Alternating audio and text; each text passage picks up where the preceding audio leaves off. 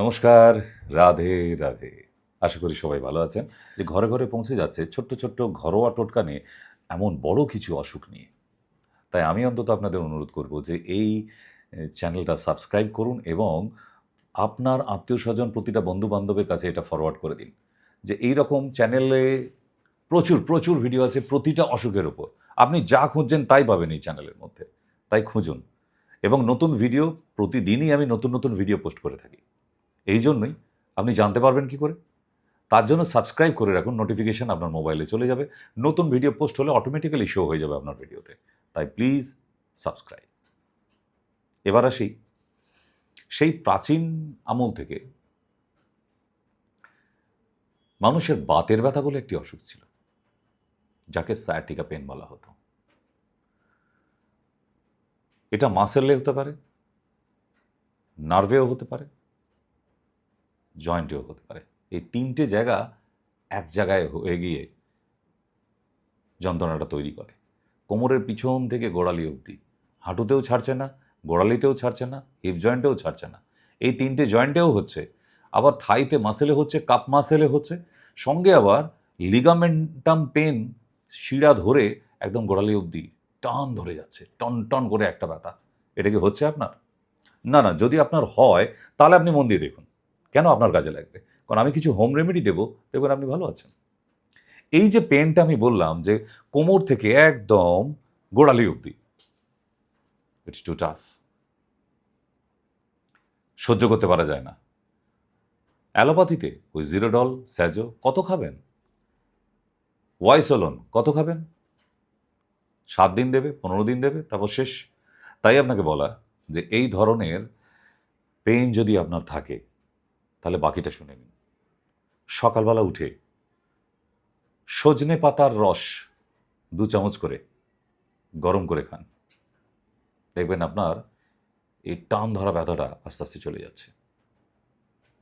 দ্বিতীয়, অশ্বগন্ধার শিকড়কে জলে সিদ্ধ করে কাত বানিয়ে যদি হাফ কাপ করে খাওয়া যায় প্রতিদিন, তাহলে আপনার এই টান ধরা সায়াটিকা পেন একদম কোমর থেকে, ঘাড় থেকে, অলসো পায়ের গোড়ালি অবধি টোটালটা দেখবেন আস্তে আস্তে রিমুভ হয়ে যাচ্ছে। অশ্বগন্ধার শিকড়, হোয়াইটিনিয়াস সিমনোফেরা, যার সায়েন্টিফিক নেম। 3 নম্বরে যাচ্ছি, রসুন, রান্নার যে রসুন 4 কোয়া নেবেন, 100 গ্রাম সর্ষের তেল স্টিলের বাটিতে নিয়ে ভালো করে গরম করুন ওভেনে দিয়ে। রসুনটা ফুটে ফুটে লাল হয়ে যাবে, একদম রেড কালার। নামিয়ে নিন, তার উপর একটু কর্পূর ছড়িয়ে দিন, কর্পূর দিয়ে ওই তেলটা গরম গরম অবস্থায় কোমর থেকে গোড়ালি অবধি একটু মালিশ করে দিন তো, আপ টু ডাউন স্ট্রোক থাকবে, নিচে থেকে ওপরে উঠবে না। আপনি দেখবেন 15 মিনিটের মধ্যে ওই রুগী আগের থেকে উপশম পাচ্ছে। আপনার ওই জিরোডল স্যাজো খাওয়ার থেকে অনেক বেশি আরাম পাবে এবং কোনো সাইড এফেক্ট নেই এগুলির। 4 নম্বর, আয়ুর্বেদিক ক্লাসিক শাস্ত্রীয় মেডিসিনের কয়েকটা নাম বলে দিই। লাক্ষা গুগ্গুল দিনে 2টো করে, যন্ত্রণা উপশম পাবে। রসরাজ রস 1টা করে রাত্রি 8টার সময় 1 মাস টানা খান, আপনার এই প্রবলেম একদম চিরতরে চলে যাবে।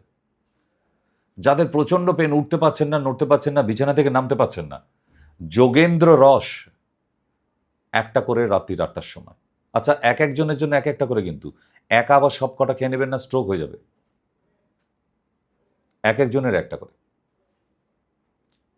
তো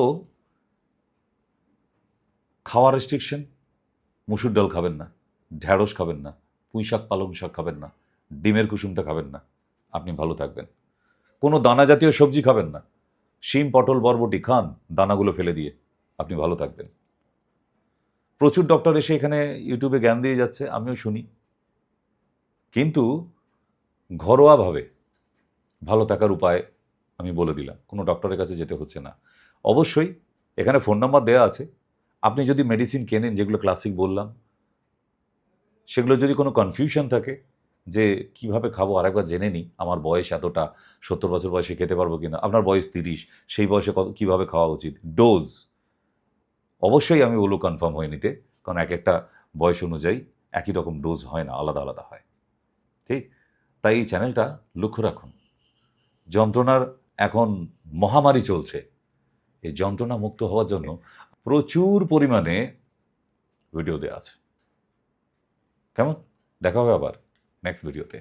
আজকের জন্য রাধে রাধে।